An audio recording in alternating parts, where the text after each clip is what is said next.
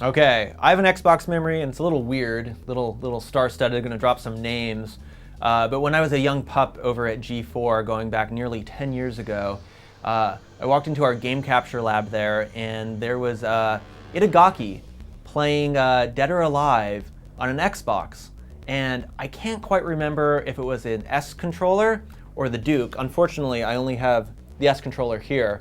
But he was holding it like so he could play it like kind of like an arcade stick, and he was just sitting. We were just sitting there, and he's the guy who made the game, and he's just doing all this, awesome expert level stuff. And just the way he was holding that giant controller. I want to say it was the Duke, the original controller. It was just insane, and I realize this isn't really a positive memory or negative memory. It's just so Xbox. It's them trying to grab the Japanese development side, which we saw with like that and like.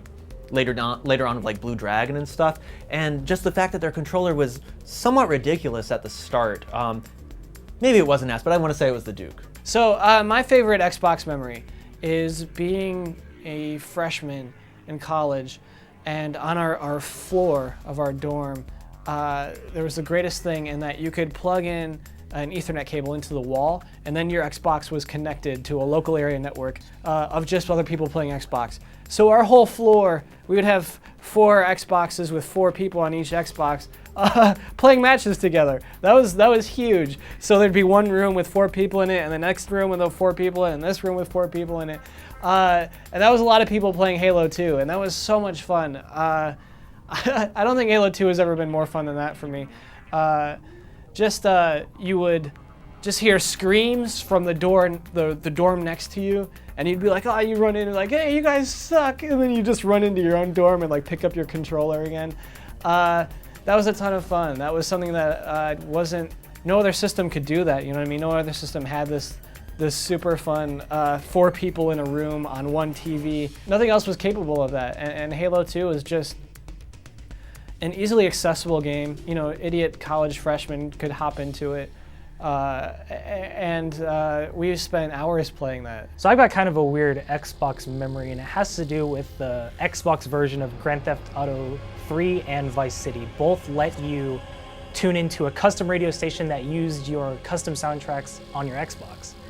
And me and a friend used our computers, and we recorded a fake radio station where it was just us pretending like we were Grand Theft Auto radio DJs.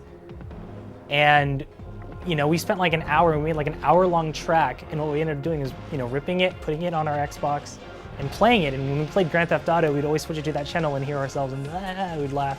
Me and my buddies used to do Fragging Fridays, just like everybody else. We'd get online and play and get into little groups and do our thing within Rainbow Six, and it was a heck of a lot of fun. Well, one of those Fridays became legendary because a buddy of mine was really good at the game, and he was having a particularly good night that evening as he was just taking everybody down left and right, and it was basically if you were on his team, you were going to win. Of course, I called BS and said he was just getting lucky, to which he challenged me, and I said, well, you know what? Let's have a couple of guys go against you, and let's increase the odds and see how you do. Well, we continued this pattern for the whole night, and ultimately what happened was that my buddy ended up in a 10-on-1 match, and he emerged victorious, taking out every single one of us. And the tension that we had in that shared online experience as we waited to see if he was actually going to be able to pull this off or not was amazing. I mean, I remember us all talking with the headset, and keep in mind, this was the original Xbox, so playing first-person shooters in a connected online space was still fairly new, but I had the big screen in my house watching this unfold, and I was probably one of the third or fourth to go. But man, that was an awesome moment, and it spoke to me about the social nature of the games. Prior to the Xbox, it was all about just playing by yourself or playing in the same room and then discussing that. But this was something happening in real time, and it was quite amazing. Something that will go down as one of my favorite Xbox memories. And of course, just like you, I look forward to making a whole lot more when the next Xbox comes out. And I can't wait to see what they're going to talk about. So there you go. A couple of my most fondest memories of the original Xbox, aside from the Controller S, Metal Gear Solid 2 Substance, because it came out on the Xbox before the PlayStation 2, the Substance Edition. So getting used to a new control scheme and playing the updated version of the game at that time on the Xbox when I was diehard Sony. Getting used to, this controller versus the DualShock 2, that was one thing. I think the control scheme was a little bit different. But that is one of the major things, because Substance came out on Xbox first. It was an Xbox, like a timed exclusive before it went to PlayStation 2. And as everybody knows, I love Metal Gear. So believe it or not, one of my fondest memories of gaming was actually with the original Xbox, playing Halo 2 with an old friend of mine named Nick. We somehow contrived some reason to do a school project on it. Our objective was to, for whatever reason, I can't remember, do the Scarab gun secret in Halo 2, and man, we spent probably 2 full days on that in my basement, just trying and trying and trying. This was probably middle school, so we weren't particularly good at games at that point. And we were trying and trying, and we finally get it after, again, 2 days or so. And so then we just took that and we just had oodles of fun. Right, the section right after that, the section in which you get it, just blasting the crap out of stuff.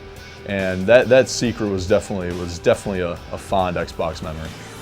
I remember going over to a friend's house that actually had his whole house wired and people in different rooms on different TVs playing together, and and you'd have somebody next to you being able to give you strategy, without other people knowing what's going on, and then you'd hear somebody in the other room screaming when you get a headshot, and just that kind of that fun thrill of kind of being a little bit separated in teams, but also having that interaction of being close together, and pizza and drinks and all of that. And then once we got a couple in my own house where I was living, we were like stringing Ethernet cables out the window and that kind of thing, just doing craziness to get it set up and get as many people going as we could.